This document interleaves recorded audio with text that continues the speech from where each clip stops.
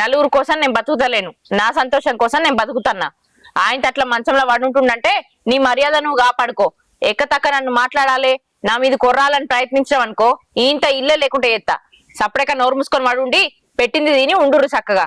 నా మీద పెత్తనం చెలాయించాలని చూస్తే ఇద్దరిని ఇంట్లోకెళ్ళి వెళ్ళగొడతా. నాకు అడ్డు చెప్పేటోళ్ళు కూడా ఎవ్వరు లేరు.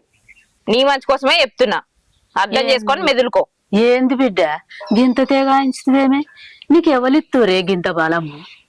నిన్ను నా కొడుకు మంచిగున్నాడు, మంచిగా చూసుకోలేదేమో గిట్లా మాట్లాడబడుతుంది. అబ్బో, చిన్న మంచిగా చూసుకున్నాడా? పూలల్లో పెట్టి చూసుకున్నాడు, ఇంట్లోకెళ్ళి బయట అడుగు పెట్టకుండా.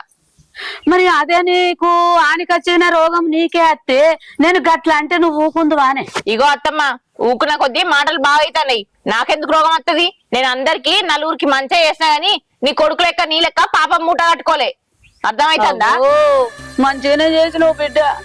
మారాతలు పాడు కానీ నా కొడుకు మంచిగా లేక ఇవన్నీ తిట్టబడితే